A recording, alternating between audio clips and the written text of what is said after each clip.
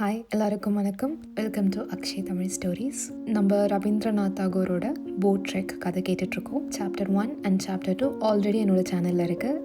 இப்போ chapter 3 to 6 பார்க்க போகிறோம். பனிமூட்டமாக இருந்த அந்த கடல் இப்போ காலியாக இருக்குது. அமைதி சூழ்ந்து இருக்கு. காற்று இல்லை, அலை இல்லை, ஒன்றுமே இல்லை. ரமேஷ் மெதுவாக கண் முழிச்சு பார்க்குறாரு. அவரை சுற்றி மணல் இருக்கு. கொஞ்சம் கொஞ்சமாக அவரோட நினைவு திரும்புது. அவருக்கு இப்போ ஞாபகம் வந்துருச்சு. ஒரு புயல்ல படகு மாட்டினது, எல்லாரும் தவிச்சது, இதெல்லாம் அவருக்கு கொஞ்சம் கொஞ்சமாக ஞாபகம் வருது. உடனே எழுந்திருச்சு எல்லாரையும் தேட ஆரம்பிக்கிறார். ஆனால் சுற்றி யாருமே இல்லை. ரொம்ப நேரமாக தேடியும் யாருமே அவர் கண்ணுக்கு படவே இல்லை. அப்போது தூரத்தில் ஒரு சிகப்பு புடவை அவர் கண்ணுக்கு தெரியுது. அவர் நினச்ச மாதிரியே அது மணப்பெண் தான். மயங்கி இருக்கக்கூடிய மணப்பெண்ணை எழுப்ப முயற்சி பண்ணுறாரு. வயிற்ற அமுக்கி தண்ணி எல்லாம் வெளியே எடுக்கிறாரு. கடுமையான இருமல் வருது மணப்பெண்ணுக்கு. கண்ணை மெதுவாக திறக்கிறா. திரும்பி கண்ணை மூடிடுறான். ரமேஷ் கொஞ்ச நேரம் அமைதியாக பக்கத்தில் உட்காரு. அவனுக்குள்ள நிறைய கேள்விகள் இருக்கு. ஆனால் எதுவுமே இப்போ கேட்கணும்னு தோணலை. அந்த நிலவு வெளிச்சத்தில் கண்ணை மூடி மயக்கத்தில் இருக்கக்கூடிய அந்த மணப்பெண்ணை ரமேஷ் பார்க்குறாரு. சுஷீலா அழகில்லை அப்படின்னு சொல்ல முடியாது. இந்த நிலவு வெளிச்சத்தில் அவ்வளோ அழகாக இருக்காவ. நான் இப்போ அவள் உயிரை காப்பாற்றிட்டதுனால முழு மனசோட நான் இவளை ஏற்றுக்கிறேன். இவளை நான் கடவுளோட ஒரு பரிசாக பார்க்குறேன் அப்படின்னு அவருக்கு அவரே சொல்லிக்கிறார். இப்போ மணமகள் முழிச்சிட்டா. உன்னோட படகுல இருந்தவங்களுக்குலாம் என்னாச்சுன்னு தெரியுமா அப்படின்னு ரமேஷ் கேட்குறாரு. இல்லை அப்படின்னு தலையை மட்டும் ஆட்டுறா. சுற்றி போய் நான் மற்றவங்களுக்குலாம் என்னாச்சுன்னு பார்த்துட்டு வரவா அப்படின்னு ரமேஷ் கேட்கும்பொழுது அவளோட முகம் சுருங்கிறத ரமேஷ் கவனிச்ச உடனே சரி நம்ம பக்கத்தில் இருக்கணும்னு அவள் எதிர்பார்க்குறா அப்படின்னு புரிஞ்சுக்கிறார். சுற்றி யாருமே இல்லாததை ரெண்டு பேருமே உணர்றாங்க. முதல்ல சுஷீலா அழ ஆரம்பிக்கிறார். அவர் முதுக மெதுவாக தடவுறாரு ரமேஷ். ஆனாலும் திடீர்னு ஒரே ராத்திரியில் குடும்பத்தில் இருக்கிறவங்க எல்லாரையும் இழக்கிறது ரொம்ப பெரிய விஷயம் இல்லையா? ரமேஷ்னாலையும் இதுக்கு மேலே அழுகையை கட்டுப்படுத்த முடியல. ரெண்டு பேருமே அங்கே உட்காந்து அழ ஆரம்பிக்கிறாங்க. நிலவு மெதுவாக மறையுது. சுற்றி இருக்கிற எல்லா நட்சத்திரங்களும் மினுமினுத்துட்ருக்கு. இவங்களோட அழுகையும் கொஞ்சம் கொஞ்சமாக அடங்குது. சுஷீலாவுக்கு ஆறுதல் சொல்லி அணைச்சிக்கிறாரு. சுஷீலாவும் எதுவுமே அந்த நேரத்தில் சொல்லலை. அவளும் பக்கத்தில் ரமேஷ் இருக்கிறத நினச்சி சந்தோஷப்படுறான். இரவு கடந்து விடிய ஆரம்பிக்குது. ரமேஷோட கைகளில் சுஷீலாவும் தூங்கிட்டுருக்கா. ரெண்டு பேருமே இப்போ முழிச்சு பார்க்குறாங்க. அவங்க இருக்கிறது வீடு இல்லை, சுற்றி மண்ணு தான் இருக்குது. இன்னும் ஒரு முறை அவங்க குடும்பம் அவங்கள சுற்றி இல்லை அப்படின்னு ரெண்டு பேருமே உணர்றாங்க. இந்த இடத்துல சாப்டர் 3 முடியுது. இப்போ சாப்டர் 4. ரமேஷ் தூரத்தில் சின்ன சின்ன படகுல மீனவர்களை பார்க்குறாரு. அந்த மீனவர்கள் கிட்ட உதவி கேட்டு ரமேஷ் அவரோட ஊருக்கும் போய் சேர்றாரு. அங்கே இருக்கிற போலீஸ் ஸ்டேஷனில் கம்ப்ளைண்ட்டும் கொடுக்குறாங்க.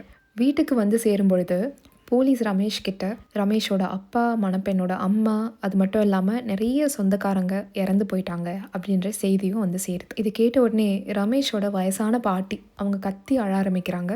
இந்த கல்யாணத்துக்கு போய் உயிரிழந்த அந்த சொந்தக்காரங்களோட குடும்பமும் அங்கிருந்து அழ ஆரம்பிக்குது. பொதுவாக கல்யாணம் ஆகி ஒரு பெண் வீட்டுக்கு வரும்பொழுது எல்லாரும் எவ்வளோ சந்தோஷமாக இருப்பாங்க. ஆனால் பாவம் சுஷீலாவுக்கு அந்த மாதிரி இல்லை. அவள் வீட்டுக்கு வரும்பொழுது எல்லாரும் அழுதுட்டு கஷ்டத்தில் கதறிட்டு இதுதான் அவள் பார்க்குறான். இறந்தவங்களுக்கு எல்லாம் பூஜைகளும் முடிஞ்ச பிறகு தான் மனைவியை கூட்டிட்டு இந்த ஊரை விட்டே போயிடணும் அப்படின்னு முடிவெடுக்கிறாரு ரமேஷ். வீட்டில் இருக்கக்கூடிய பாட்டி வாரணாசிக்கு போகணும் அப்படின்னு சொல்கிறாங்க. அதனால இந்த மாதிரி சில வேலைகள்லாம் முடிச்ச பிறகு நம்ம போகலாம் அப்படின்னு முடிவெடுக்கிறாரு ரமேஷ். இந்த ஒரு பரபரப்புலையும் ரமேஷ் தான் மனைவியை மறக்கலை. என்னதான் கல்யாணம் ஆகிறதுக்கு முன்னாடி மணமகள் ரொம்ப சின்ன பொண்ணா இருக்கா அப்படின்னு சொல்லியிருந்தாலுமே அவரோட மனைவி அவ்வளோ சின்ன பொண்ணெல்லாம் இல்லை. ரமேஷ் என்னதான் படிச்சிருந்தாலும் அவருக்கு காதல் எப்படி பண்ணணும் அப்படின்னு அவர் எந்த புத்தகத்திலையும் படிச்சது இல்லையா. அவரோட வாழ்க்கையில் காதல்னு ஒரு விஷயம் நடக்கும் அப்படின்னு கூட அவர் நம்பினதில்லை. ஆனால் இப்போ முழுசாவே தான் மனைவியை காதலிக்கணும் அப்படின்னு அவருக்கு தோணுது. தான் வீட்டோட ஒரு தெய்வமாக அவரோட மனைவியை அவர் பார்க்குறாரு. என்ன ஆனாலும் யார் என்ன சொன்னாலும் தான் மனைவியை முழுசாக நேசிக்கணும் அப்படின்னு அவருக்குள்ள ஒரு ஆசை அதிகமாக தோண ஆரம்பிக்குது. இந்த இடத்துல சாப்டர் 4 முடியுது. இப்போ சாப்டர் 5. 3 மாதம் கடந்துருச்சு. வீட்டில் இருக்கக்கூடிய எல்லாம் பிரச்சனையும் தீர்ந்துருச்சு. இப்போது சுஷீலாவும் ரமேஷும் ரொம்ப க்ளோஸ் ஆகிட்டாங்க.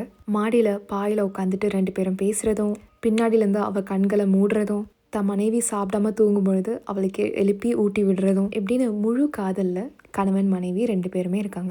இந்த மாதிரி விளையாட்டில் ஒரு சாயங்காலம் ரமேஷ் சுஷீலா தலையில் போட்டிருக்க கொண்டையை காமிச்சு நீ இன்னைக்கு சரியாகவே தலை வாரல சுஷீலா அப்படிங்கிறாரு. அதுக்கு சுஷீலா ஏன் நீங்கள் என்னை எப்போவுமே சுஷீலான்னு கூப்பிடுறீங்க அப்படின்னு கேட்குறா.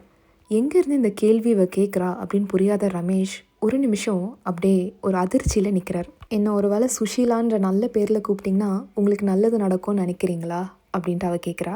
நான் பிறந்ததுலேருந்து எங்கள் வீட்டுக்கு நிறைய கெட்டது தான் நடந்திருக்கு. நான் சாகிற வரைக்கும் என்னை சுற்றி இருக்கவங்களுக்கு கெட்டது தான் நடக்கும் அப்படின்னு சுஷீலா சொல்கிறான்.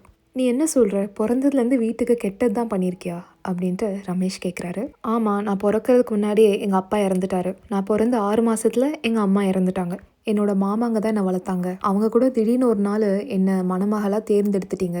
என்னை நீங்கள் கல்யாணம் பண்ணிக்க போகிறீங்கன்னு சொன்னாங்க, கல்யாணம் பண்ணிக்கிட்டேன். ஆனால் அதுக்குள்ளே புயல்லாம் அடித்து படகெல்லாம் உடஞ்சி இத்தனை பேர் இறந்துட்டாங்க அப்படின்னு சுஷீலா சொல்கிறான். ரமேஷ் அப்படியே அதிர்ச்சியில் உட்காந்துடுறாரு. அவ்வளோ நேரம் பிரகாசமாக இருந்த அந்த நிலவு அப்படியே அமைதியாக இருட்டாயிடுச்சு. நம்ம மேலும் மேலும் கேள்வி கேட்கணும் அப்படின்னு தோணுது. ஆனால் ஒருவேளை இன்னும் கேள்வி கேட்டால் இன்னும் அவர் கேட்க வேணான்னு நினைக்கக்கூடிய விஷயங்கள்லாம் கேட்டுருவாரோ அப்படின்னு ரமேஷ்க்கு ஒரு பயம் வருது. ரொம்ப நேரமாக அமைதியாக இருக்காரு. அப்போ சுஷீலா கேட்குறா, தூங்கிட்டீங்களா அப்படின்னு சொல்லி. ரமேஷ் இல்லை அப்படின்னு சொல்கிறாரு. தூங்கிட்டு இருக்கக்கூடிய மனைவியை பார்த்துட்டே, ஏன் உனக்கு இந்த மாதிரி ஒரு தலையெழுத்து அப்படின்னு யோசிக்கிறாரு. அந்த இடத்துல சாப்டர் 5 முடியுது. இப்போது சாப்டர் 6. ரமேஷ்க்கு இப்போ தெரிஞ்சிருச்சு, நம்ம கல்யாணம் பண்ண பெண் இவ கிடையாது அப்படின்ட்டு. தான் மனைவியாக இப்போ இருக்கக்கூடிய இந்த பெண்கிட்ட ரமேஷ் கேட்குறாரு, என்னை கல்யாணம் பண்ணும் பொழுது நீ என்னை பார்த்த உடனே என்ன நினச்ச அப்படின்னு கேட்குறாரு. நான் கல்யாண மேடையில் உங்கள் முகத்தை பார்க்கவே இல்லை, உனக்கு என் பேராது தெரியுமா அப்படின்னு கேட்குறாரு. இல்லை, எனக்கு கல்யாணம் அப்படின்னு சொன்னேன், அடுத்த நாளே எனக்கு உங்களோட கல்யாணம் பண்ணி வச்சிட்டாங்க. எவ்வளோக்கு சீக்கிரமாக என்னை கல்யாணம் பண்ணி அனுப்ப முடியும் அப்படின்னு நினச்சி என்ன உங்களுக்கு கல்யாணம் பண்ணி வச்சு அனுப்பிச்சிட்டாங்க அப்படின்ட்டு இந்த பொண்ணு சொல்கிறான். உனக்கு எழுத படிக்க தெரியும்ல, உன்னோட பேர் எழுதுறியா அப்படின்னு சொல்லி ஒரு காகிதமும் ஒரு பேனாவும் கொடுக்குறாரு ரமேஷ். ஸ்ரீமதி கமலா தேவி அப்படின்ட்டு கமலா எழுதுறான். உன்னோட மாமா பேர் எழுது, நீ எந்த ஊர்லேருந்து வந்திருக்க அப்படின்றது எழுது அப்படின்னு இந்த மாதிரி டீட்டெயில்ஸ்லாம் ரமேஷ் எழுத சொல்கிறாரு. இந்த டீட்டெயில்ஸ்லாம் வாங்கினோடனே ரமேஷ்க்கு இப்போ தெரியும், இவளோட குடும்பத்தில் இவ்வளோ போய் சேர்த்துடணும் அப்படின்னு முடிவெடுக்கிறாரு. கண்டிப்பாக அந்த புயல் காற்றுல இவளோட கணவன் இறந்து போயிருப்பான். அவனோட குடும்பத்தில் போய் இவளை ஒப்படைச்சாலுமே என்னோட மனைவியாக இவ 3 மாதம் வாழ்ந்துட்டாலே அதை அவங்க எப்படி ஏற்றுப்பாங்க அப்படின்னு ரமேஷ் யோசிக்கிறாரு. இவளை இவ்வளோ சீக்கிரமாக கல்யாணம் பண்ணி அனுப்பணும் அப்படின்னு நினச்ச அவளோட மாமா சித்தி இவங்க கூடயும் போய் விடுறதுக்கு ரமேஷ்க்கு மனசில்லை. ஒருவேளை இவளோட கணவன் உயிரோடு இருந்தாலுமே இவளை ஏற்றுப்பாரா, இன்னொருத்தன் கூட 3 மாதம் தங்கின ஒரு மனைவியை இவர் ஏற்றுப்பாரா அப்படின்ட்டு யோசிக்கிறான். தன்னோட மனைவியாக கமலாவை ரமேஷ்னால எடுத்துக்க முடியாது. இன்னொருத்தரோட மனைவி அப்படின்னு தெரிஞ்சோம் ரமேஷ் கூட கமலாவை வச்சுக்க முடியாது. தான் மனைவியாக அவளை நினச்சி ரொம்ப காதலிக்கணும், நிறைய கனவுகளோடு இருந்த ரமேஷ்க்கு எல்லாமே ஒரே நிமிஷத்தில் காணாம போயிடுச்சு. கமலாவை கூட்டிகிட்டு அந்த கிராமத்துலேருந்து கல்கட்டாக்கு வந்துடுறாரு ரமேஷ். கல்கட்டாவில் ஒரு வீடை வாடகைக்கு எடுத்து தங்குறாங்க. வீட்டுக்கு ஒரு வேலைக்காரமாக வைக்கிறாங்க. வீட்டு வேலை எல்லாமே முடித்த உடனே சாயங்காலம் வேலைக்காரமாக கிளம்பி போயிடுவாங்க.